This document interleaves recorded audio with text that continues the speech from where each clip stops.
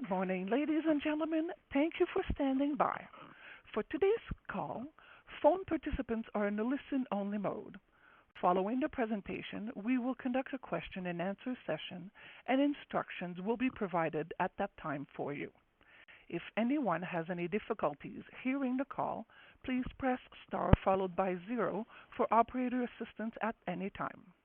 I would like to remind everyone that this conference call is being recorded on Monday, March 7th at 10 a.m. Eastern Standard Time and is being broadcast live via Internet. During today's call, management will make statements regarding management's expectations for the company's future financial and operational performance. These statements are considered forward-looking statements. Each forward-looking statement speaks only as of the date of this call, and actual results may differ materially from management expectations for a variety of reasons, including market and general economic conditions, and the risks and uncertainties detailed from time to time in the company's SEDAR filings. Please note, the company has included a downloadable PDF presentation today for users to access through the link, or alternatively is available on the company's website in the investor section. And I would like to turn the call over to President and CEO of Geodrill Limited, Mr. Dave Harper. Please go ahead, sir. Thank you, operator. Good morning and welcome to Geodrill's 2021 Q4 year-end financial results conference call. I will begin with an overview of our operations and performance for the quarter. Our CFO, Greg Borsk, will then give a more detailed review of our fourth quarter financial results, after which I will discuss our outlook for the remainder of 2022. This slide is our forward-looking slide. So for those following the slide deck, we're now on slide 3, FY 2021 financial highlights. So we capped off fiscal 2021 with outstanding momentum, delivering on all key financial metrics and strengthening our balance sheet. We generated record revenue of over $115 million, representing a 40% increase compared to fiscal 2020. We also generated record EBITDA, $29.5 million, a 55% year-over-year increase, and record net income, $14 million, which was an 88% increase. And as a result of these three record beats, we achieved for our investors a return on capital employed of 22% and a return on equity of 16%. And that's up from 14% and 10% respectively a year ago. Geodrill's balance sheet also remains one of our differentiating advantages, with net tangible book value up 18%, total shareholder equity $87.5 million, that's up 20%.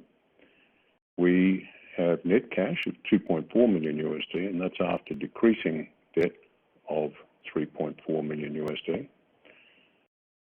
We delivered a 2-cent per share dividend.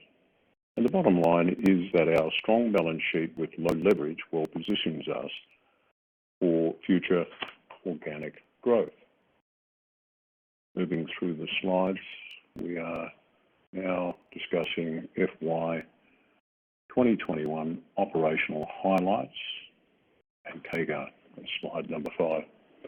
So our focus on delivering steady revenue growth, strong net earnings, and strong balance sheet enables Geodrill to invest in key growth opportunities. We ended 2022 with the highest rig count in the company's history, and we have expanded our geographical footprint. In the past 2 months, we've announced over $130 million in new contracts, all with top-tier gold producers such as Perseus Mining, Centamin, and Endeavour Mining. These contracts will drive future revenue, and they signal that Geodrill continues to be a driller of choice in its core geographical territory of West Africa and beyond. And as we benefit from the strong gold price, the landscape is now changing, and the supply-demand factors are now starting to drive pricing leverage. We have also increased our service offering. We have expanded our production drill service offering by expanding our underground drilling capabilities. We have also launched mine blast hole drilling services, which we see as a natural extension of our platform of capabilities. But perhaps most significantly, since inception, our rig count has grown organically at a compounded annual growth rate of 20%. During 2021, we advanced our growth strategy through significant investments in our drill rig fleet, adding 4 rigs to the fleet, and strategically invested into inventory to mitigate supply chain challenges on production. This investment not only allows us to capture a larger market share, it makes a very big difference to our customers. And underpinned by continuing strong demand, we expect to add a further 7 rigs to our fleet this year. I'll now pass the call over to Greg Borsk, who will be discussing slide 5. That's FY 2021 highlights, record revenue. Thank you, Greg. Thank you, Dave. As a reminder, all figures are in US dollars. In 2021, we exceeded our financial targets. The company recorded revenue of $115.2 million for 2021, compared to $82.4 million for 2020, an increase of 40%. The increase in revenue is a result of the increase in demand for the company's drilling services. Geographically, in addition to West Africa, the company has generated revenue from both Peru and Egypt in 2021. The gross profit for 2021 was $30.1 million, or 26% of revenue, compared to a gross profit of $20.9 million, or 25% of revenue for 2020. EBITDA was $29.5 million for 2021, or 26% of revenue, compared to only $19 million, or 23% of revenue for 2020. Net income was $14.1 million, or 31 cents per share, representing an 88% increase compared to earnings per share of 17 cents for 2020. We ended the year with net cash of $2.4 million. We also achieved seasonally strong financial results for the fourth quarter of 2021. The company recorded revenue of $26.7 million for Q4 2021, compared to $24.7 million for Q4 2020, representing an 8% increase. The gross profit for Q4 2021 was $6.5 million, compared to a gross profit of $6.9 million for Q4 2020. The SG&A for Q4 2021 was $2 million, compared to $2.9 million for Q4 2020. Overall, we had an exceptionally strong Q4. EBITDA was $7.3 million, or 27% of revenue, compared to $5.7 million, or 23% of revenue for Q4 2020. Lastly, our net income for Q4 2021 was $2.8 million, or 6 cents per share, compared to net income of $2.2 million, or 5 cents per share for Q4 2020. At this point, I will turn the call back to Dave. Thank you, Greg. It is clear from our financial performance is a testament to the strength of our business and the demand for our drilling services. Before we move to the Q&A portion of the call, I'd like to provide a brief outlook for the remainder of 2022. So as a reminder, we are now on slide Outlook 2022. We've entered 2022 with strong market fundamentals and robust demand for drilling underpinned by long-term multi-rig contracts. This accelerated growth is all against the backdrop of the global economy, increasing investor interest in gold, which is ultimately driving exploration budgets. We have a strong balance sheet, allowing the company to reinvest in our business and our industry's future growth, prudently managed our debt levels and returned capital to our shareholders. As we look to the year ahead, there are a number of growth catalysts to look forward to. With the most modern drilling fleet, extensive industry experience, long-term contracts, a robust balance sheet, and a cohesive leadership team with a proven track record, we believe these are the key drivers to our growth in 2022. Summarized, these include expanding our full fleet, our full service offering with existing clients, increasing our rig fleet size, increased drilling activity, driving higher rig utilization and price leverage, and strengthening commodity prices. This concludes our prepared remarks. Thank you for participating in today's call. We'll now be pleased to answer any calls you may have. At this point, I will ask the operator to provide directions for anyone who wishes to ask a question. Thank you. Thank you, sir. Ladies and gentlemen, if you would like to ask a question, please slowly press star followed by 1 on your touch-tone phone. You will then hear a 3-tone prompt acknowledging your request. And if you would like to withdraw your question, simply press star followed by 2. And if you are using a speakerphone, we do ask that you please lift the handset before pressing any keys. Please go ahead and press star 1 now if you have any questions. One moment, please, while we wait for the first question.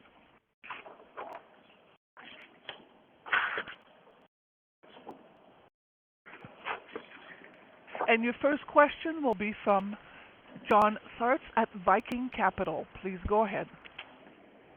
Good morning. Sorry, I got a couple of questions. Good morning. Hi. First of all,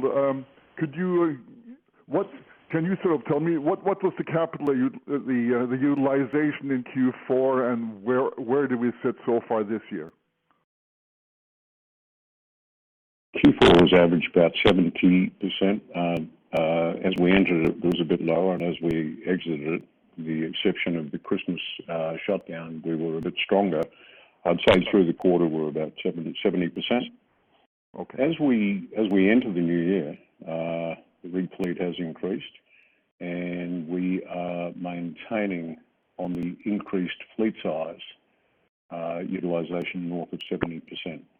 Okay. It's currently as we speak, it is 73%, and it appears it may trend up to, well, it'll certainly go north of that. And then what happens is new rigs arrive, and then the total rig count, the amount of rigs spinning is divided into a larger rig count. So it tends to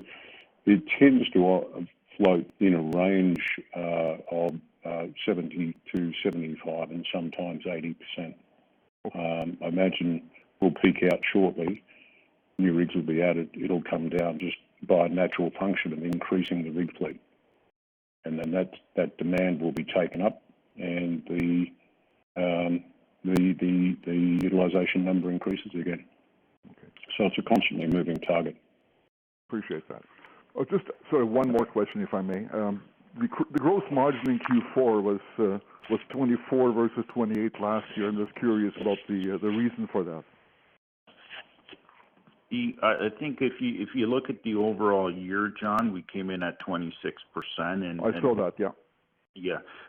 What happened in last year, I don't want to go back too far to Q4 2020.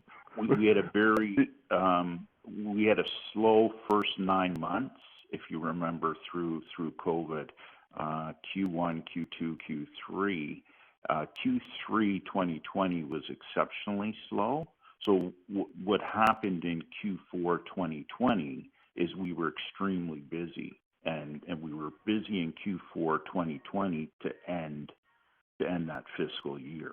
Okay. And so that's kind of it. It was a very busy fourth quarter last year, whereas this year, Q4 2021, we were actually able to beat on the top line Q4 2020, but we also had significant investment this year in our workshops. So we are expecting to be extremely busy in 2022. So what we did for Q4 2021 is we were full out on our workshops and our people getting ready for 2022. So that's kind of what you see in the cost of goods sold. It's you have to think of it as an investment in, although it hits cost of goods sold, it's really an investment in making sure we're ready to go for 2022, because 2022 is going to be extremely busy for us. Okay. Appreciate that. Thank you so much, and have a great day. Bye. Thanks, John. Thanks, John. And your next question will be from Daryl Young at TD Securities. Please go ahead. Morning, gentlemen. Morning, Daryl. Morning. Morning, Daryl.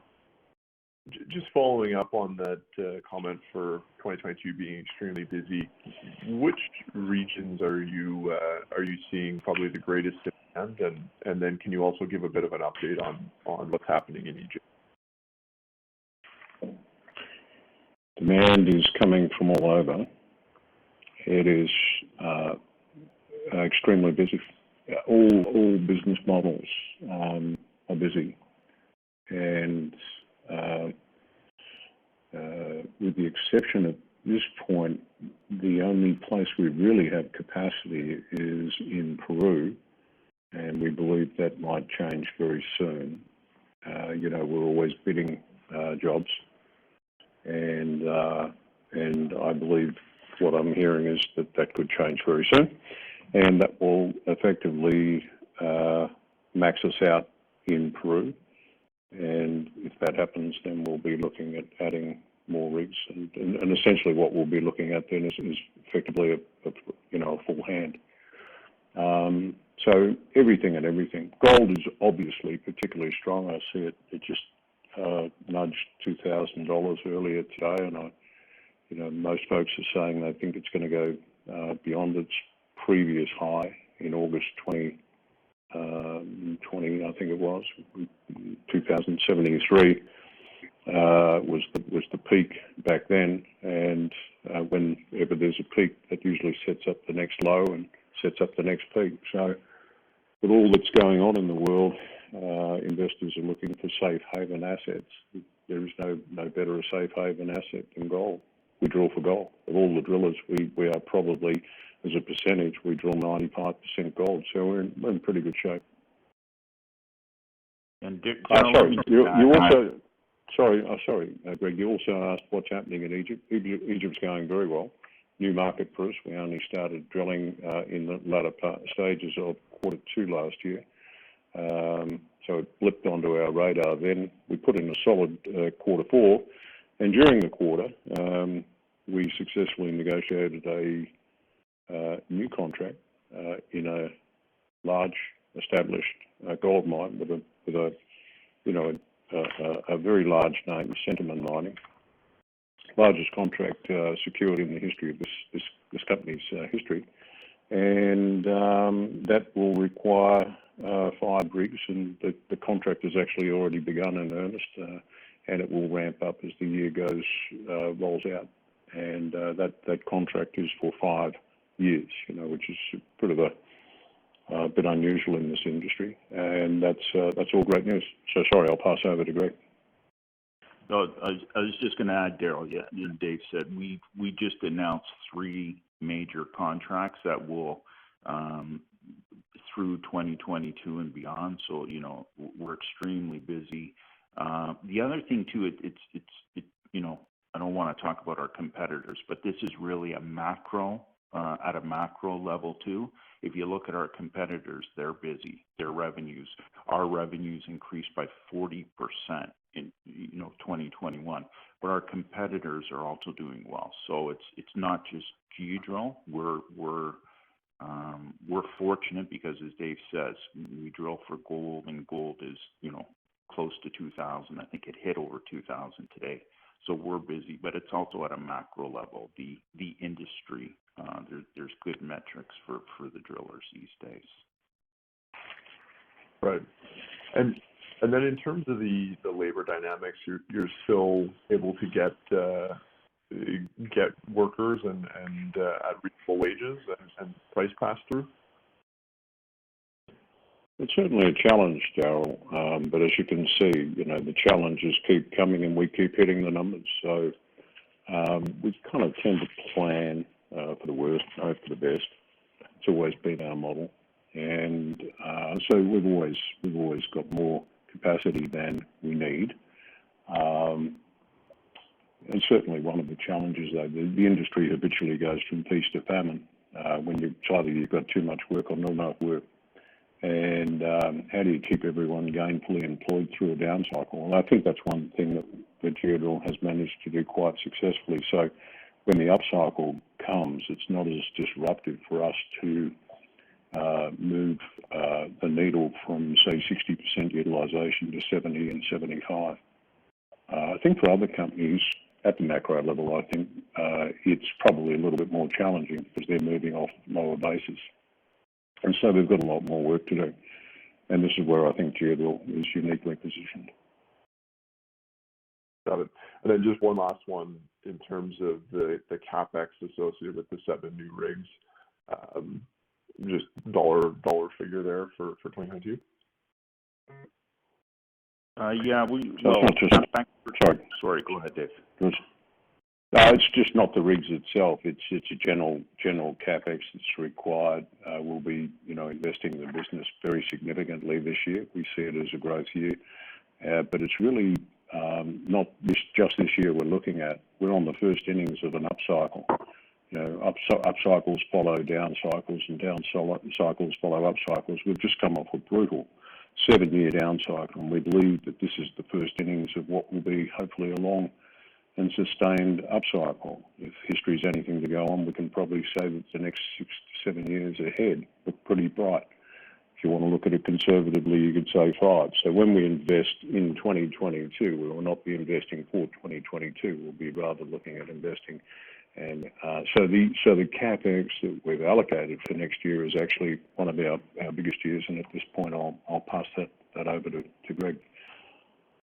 Yeah, it's just Daryl. I think you've been following the company for quite a while. You know, our model is to keep our clients happy, to keep them satisfied. And what we're seeing demand for rigs, additional rigs. So some of our larger clients that have multiple rigs, one add, one or two. Some of the smaller accounts that may have one or two, one add another rig, etc. So the Geodrill model is, if you look at our free cash flow, our cash flow that we generate from operations, we reinvest that back into the business, and we've been doing that from day one. Started with 1 rig, we're up to 71. So I think what we're trying to communicate, 2022 is going to be very similar, where the intention is to reinvest the cash flow from the business into rigs and other ancillary equipment, and that's to keep up with the client demand, make sure the client is happy.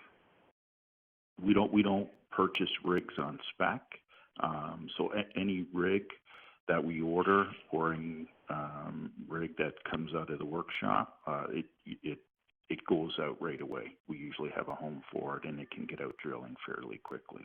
So same model as the previous kind of years, where we will have significant capex for growth. Perfect. Okay, that's it for me. Thanks very much, gentlemen. Thanks, Thanks, Daryl. John. As a reminder, ladies and gentlemen, if you would like to ask a question, please press star followed by 1 on your touch-tone phone.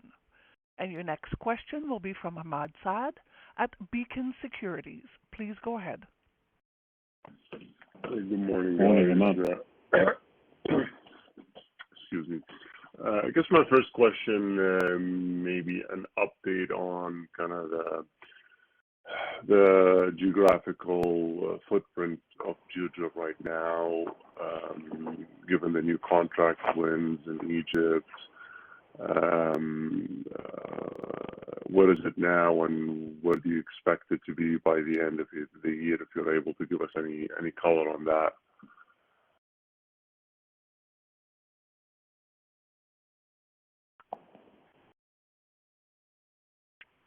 I was just wondering whether Greg was going to answer that call. Ahmed, good morning. So, very busy. Currently, 2 rigs in Egypt, and we're increasing that to, on the strength of this new contract that we've just signed, we'll be adding 5 or 6 rigs. There may be some additional rigs that are destined for Egypt, but the challenge we've got now is that everything we have in West Africa is completely spoken for. The only place in the world where I've got any spare capacity is in Peru, where we have 4 rigs currently, of which 2 are spinning. And as I was saying to the previous analyst I was speaking with, those 2 rigs will more than likely be taken up very soon. That's, we bid 3 jobs and we're getting strong feedback from all 3 jobs. And so we believe that those rigs will be spoken for very shortly. Does that help your question? No, that's great. Thanks for the color, Dave. Sorry. And you asked how many rigs will we get to? How many rigs will we get to this year? I believe Greg spoke to that, and I also spoke to it. We will probably add 7 new rigs during the course of the year, 5 of which are the rigs in Egypt, and then we have some additional additions just coming into the exploration fleet. I think, we tend to look at these things conservatively. We always do. So I think if we say we're going to end this year with, 7 additions, I think that number is conservative. We'll also have limitations like manufacturer, bottlenecks, and so on and so forth. Again, this is a little bit uniquely positioned, is that we're able to declutter some of those bottlenecks through the infrastructure that we've built out here. But I think conservatively we'll end this year with call it 79 rigs. We'll probably kiss 80, realistically. That's very helpful. Thanks, Dave. And are you able to give us maybe kind of a summary of how much of that is tied to a longer-term contract? We have seen the recent kind of news they announced a couple of big long-term contracts. So maybe just a general sense of how much of your rig fleet is secured by 3 to 5 year contracts, if you're able to give us that. Currently looking at about 60% of the fleet completely tied up for the next 3 to 5 years. And on those longer term contracts, any clauses, escalation clauses, or anything to protect you from an inflation perspective in there? How do you structure them? Anything over a 1 year contract has a rise and fall. So and it's made up of a dozen or so indices. If something moves up, like topical at the moment, fuel, the cost of shipping, currencies, such things are all built into a formula which basically says during the previous year we had a factor of 2% or whatever, and then that just kicks in as a one-off rise and fall charge on an annual basis. So you get past the first year, and anything that's considered longer than a 1-year contract, automatically we are able to invoke a pre-installed rise and fall contract. And this will become particularly important in contracts of say 5 years. We don't know what our costs are going to be in 5 years. We have no idea what the fuel price is going to be 5 years, let alone next week, let alone in 5 years. But what we can say is that things will go up. We're in a period of what will become hyperinflation, and but in some ways we're somewhat hedged against that. We drill for gold. There could not be a better thing to be drilling for at this point in time. We're the ultimate contrarian play in that respect. That's great, Dave. Thanks for that. And maybe this one is for Greg. Just noticed SG&A benefited from a $1.5 million VAT refund. Are there any other kind of big lump sum like year-end bonuses or something like that, or should we just add that $1.5 million VAT refund and take that number as a good run rate for a quarterly SG&A number? The bonuses are throughout, and they're based on results. But the outlier there's two of them. There's in the SG&A, you can see it's lower, and that's because we had a VAT refund in Q4, so that was very positive for us. And then we also had some other income in the results, so you can see that. Very, very good year in terms of SG&A. If you look at our SG&A, we were able to, really two things. If you look at the margins, we were able to increase the revenue by 40%. And I think one thing we should highlight is we maintained our margin, our gross margin. So not only did we maintain it, we beat it slightly. We went from 25% to 26%. And as I said earlier, all of our, what I call investment, the costs of investing in our workshop and getting stuff ready for 2022, that's in your COGS. So very, very important to highlight that.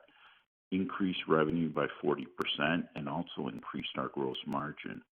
We're also happy with the SG&A. If you look at our SG&A overall, 2020, SG&A was 12% of revenue. In 2021, we were able to bring that down to 10% of revenue. And the VAT refund that I'm talking about, that's more of a quarter thing. I don't want to distract you, but because there's VAT expense in the other quarters, Q1, Q2, Q3, and then when we receive the refund in Q4, you get it's more of a quarterly outlier versus the whole year. So what you should really look at is kind of the annual SG&A, and that was like I said, very well managed at 10% of our revenue versus 12% for 2020. Okay. Sounds good. So from what I gather is 10% plus minus in that range is a good number for the SG&A line for 2022, right? Correct. Yeah, we managed towards 10% SG&A. Perfect. Thank you. And that's it for me. I'll jump back in the queue. Thanks, guys. Thanks, Ahmed. And your next question will be from Brad Verbitsky at Equinox. Please go ahead. Hi, Brad. Hi, guys. Morning. Thanks for the call. Congrats on the great results. I was wondering if it's possible to just talk about sort of the magnitude of growth that is possible over the next 2 years. Like, could we see a revenue number sort of close to 150 over the next 2 years? And could the earnings be sort of north of $20 million? one of the, You want? sorry, Gary. No, go. No, I was just going to say we don't give guidance, but I mean, if you kind of what I said earlier, if you look at the macro, you look at kind of what our competitors, what their revenue, what their top line is increasing. We had a banner year last year. I mean, 40% revenue increase. So we're expecting, when we do our forecast and our budget, we're expecting, another healthy 2022. So, but again, you have to work with your clients, and we can add rigs as much as we can. Dave said we have visibility right now. We know we're going to add at least 7 rigs, but that could increase significantly throughout the year.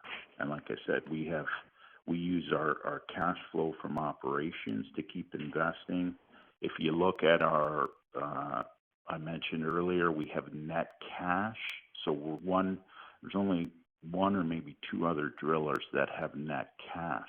So we have, we have a very strong balance sheet. So we can use our cash that we're going to generate in 2022. We can use our cash that we have on the balance sheet.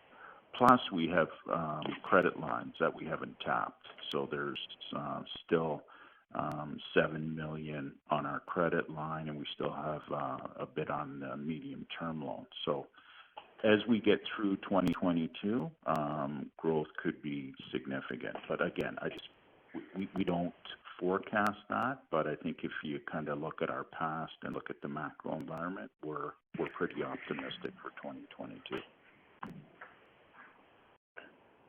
Brad, I think your numbers aren't that far out. I'll make it a bit easier for you. I think, look, I've looked at our 5-year CAGR using 31 December 2021. It's always a good time when you've had a stellar year to look back and reflect on what you've done for the last 5 years. And as a matter of course, we do measure that on a 5-year CAGR basis. If we look at what we've accomplished in the last 5 years, revenue on a CAGR basis, and considering we've come out of four of the last years have been a down cycle.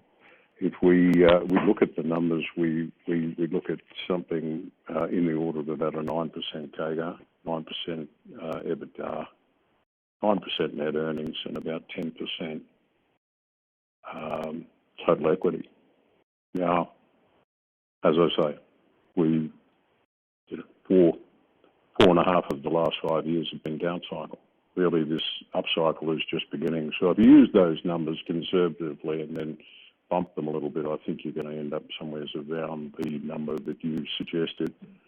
I don't think 150, you'd be far from there 2 years from now.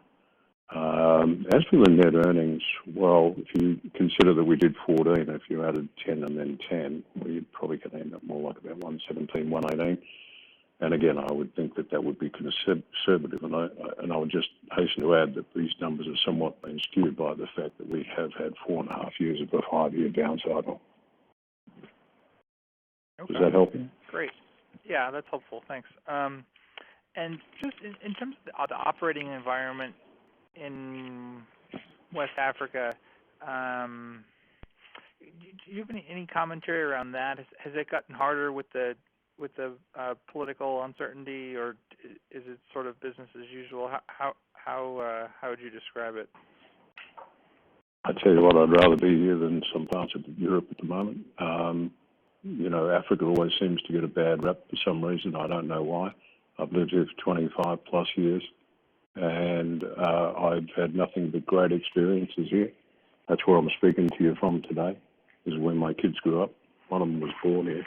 Most of them went to school here. So, for some reason or another, West Africa just keeps getting this rap. Now, there is unquestionably, in some of the 54 countries of Africa, places that we will be reducing our operations. I won't mention them by name, but suffice to say that we have plenty of, we're spoiled for choices where to go to. I would just put it back to you, Brad, that, if West Africa is such a concern, why are all of the major mining companies here? How is it that Jack Dorsey was looking, before he retired, to establish, and I believe Twitter is going on to establish in Accra, Ghana? Ed Sheeran lived here for a couple of years. The music guy. Africa is not the, it doesn't deserve the rap that it used to get, quite frankly. And look, what do we drill for? Minerals, gold. This was formerly known as the Gold Coast because there's a lot of gold here. We have no predilections in terms of where we operate. We just happen to be here because there's plenty of work for us to do here. So this is where we've established the business, and this is where we've built our business. But drill rigs are not bolted to the ground. They're not permanent fixtures. They're mounted on crawler, dozer tracks, and we roll them on and off trucks and in and out of ships when we want to move them around. This just happens to be where our business is today, and as you can see, we are moving up and we're moving out. Suddenly, when one country doesn't suit us to be there any longer, we pack the rigs, we put them on a boat, and we send them somewhere else. It just happens to be where we're headquartered from, where we've beachheaded the business, and it makes sense to be here. Makes a whole lot of sense to be here when you consider that Africa has the youngest population in the world, and this is a young man's business. I'm not sure if that answers your question. Yeah. Have I convinced you? Fair enough. Thanks. I mean, obviously, I'm perfectly comfortable with West Africa, but yeah. Thanks for your time. Thanks, Brad. Thanks, Brad. Next is a follow-up from Ahmad Saad at Beacon Securities. Please go ahead. Ahmad.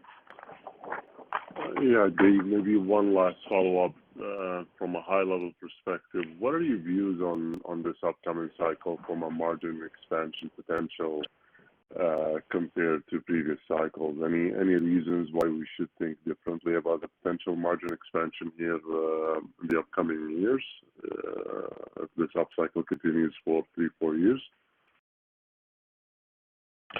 I think as I spoke to in my speaking notes, we're starting to see pricing leverage as the demand drivers shift towards supply-demand, which is now weighed more favourably in the way of the supply, and that's the key difference here. As people need to drill out their reserves, they'll need to hire our rigs or someone's rigs to do that work. There's a limited amount of rigs now in the market, and what we're hearing through the industry is that our costs are our competitors are all increasing their prices to capture increasing pricing costs, the cost of doing business. The cost of moving a 40-foot container, by example, just to digress for a moment, has gone from what used to be $3,000 or $4,000 to $15,000 as shipping companies are gouging, gouging their industry. And unfortunately, we are the customers. We have to pass that cost on somehow. Cost of fuel has increased in the past couple of weeks, 35% at the pump. So, all these costs are going to have to be passed on. At the end of the day, I think what's going to happen is margins will remain flat to slightly north, frankly speaking.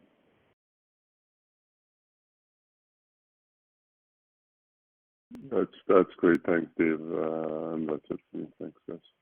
But just on that, 25 to 26% of the margins in an environment where pricing is moving, costs are moving quickly, is still a very good result. And I I saw your question there earlier about, some of the additional, what were some of the additional, abnormals. Well, the fact of the matter is we've managed to increase our revenue year over year by 40%. We've increased our EBITDA by 55%. Even if you factored that back and said that the two moved in lockstep, that would still be an excellent result, because as things become busier, efficiencies are usually lost. One thing we've managed to do always throughout our growth and throughout our history is managed to move that needle, starting with the top line and moving everything up in lockstep, or better than lockstep. That's the plan anyway. Thanks. Thank you. And at this time, Mr. Harper, we have no further questions. You may proceed with closing. Okay. So on that note, I'll thank everyone for their time, and we wish everyone a great day out there. Thank you very much. Thank you. Thank you, everyone. Thank you. Thank you. Yes. Ladies and gentlemen, this does indeed conclude your conference call for today. Once again, thank you for attending. And at this time, we do ask that you please disconnect your line.